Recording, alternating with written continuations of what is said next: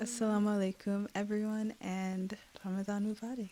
I'm Juwaria and welcome to my channel. If you're new here, please like and subscribe down below. This is my second YouTube video, kind of new to the community, so any support would be appreciated.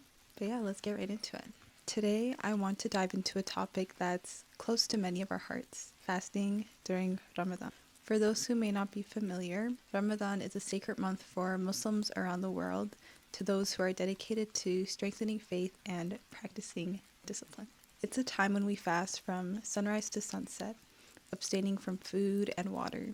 Ramadan follows the lunar calendar, so each year it goes back by 11 days. This year, as Ramadan approaches, we're fortunate to experience shorter fasting times as we move towards the colder seasons. Whether you're an experienced Ramadan observer or new to fasting, the experience can be both spiritually enriching and challenging, especially for those balancing full-time studies like myself. I'm currently an undergraduate student in university and I am studying psychology. And I work full-time as a nursing assistant in a hospital. So some of the tips that I will give you today has helped me, and I hope that it will help you as well.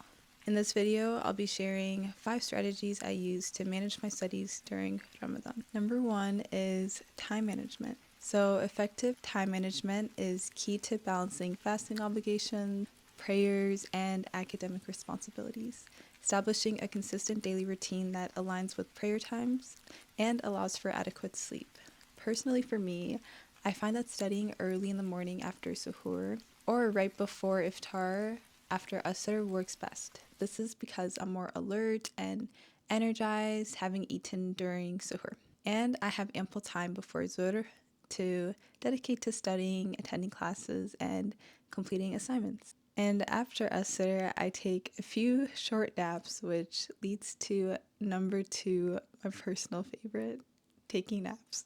It's normal and expected for our energy levels to fluctuate during Ramadan, so taking short naps in the afternoon or evening can help manage fatigue and the lower energy levels that we experience. A 20 to 30 minute nap can alleviate drowsiness and improve alertness, making it easier to concentrate on studies or other tasks later in the day. I try not to nap longer than 30 minutes to ensure I still get adequate sleep at night. Number 3, deleting social media. Fasting during Ramadan extends beyond abstaining from food and water. It also involves sacrificing time and energy that would typically be spent on worldly pursuits. For many, this includes cutting back on or avoiding social media.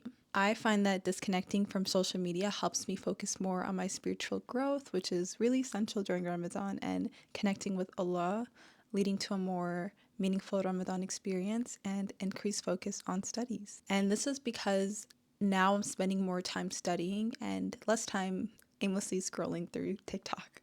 For number 4, good diet and hydration. Being mindful of what you consume during the pre-fasting window is so important. A balanced diet rich in protein, healthy carbs, fruits, vegetables, and whole grains, along with good hydration, is important for maintaining health and energy levels through fasting periods. As I mentioned earlier, it's completely normal and okay to experience your energy level go up and down and fluctuate. I find that being conscious about what I consume helps me feel satiated and avoid overeating, while staying hydrated helps me feel less moody and fatigued throughout the day, enhancing my focus during study hours. So for good hydration, instead of chugging gallons of water during suhoor, I opt for lemon water with salt or water with electrolytes as key to sustaining hydration. But most of the food that we eat already contain electrolytes. For example, bananas, cantaloupes, my personal favorite, bone broth. So just making sure you're consuming food that is really rich in electrolytes and nutrients is important.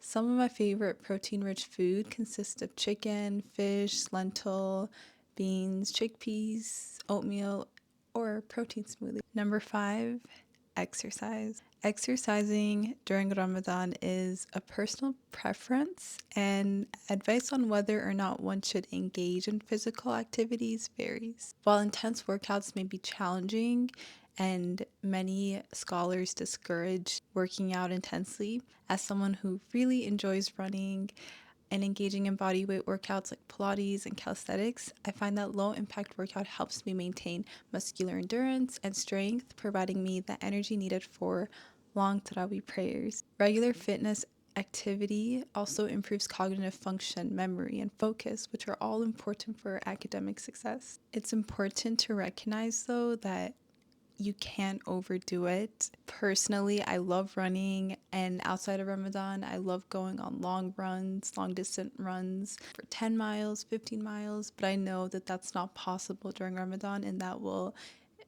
interfere in my spiritual journey, which is the most important aspect of Ramadan, and also making sure I have enough energy to focus on school. So the number one most important thing is just finding a good balance. Thank you so much for watching my video. If this is your first time fasting, I encourage you to comment below and please share your goals for Ramadan. If you're experienced, feel free to share your tips and suggestions to help others in the community. Thank you for watching, and I wish you all a blessed and fulfilled Ramadan. And for more Ramadan related content, please feel free to subscribe to my channel down below. Thank you. Blessed is he who has a cat. بسم الله الرحمن الرحيم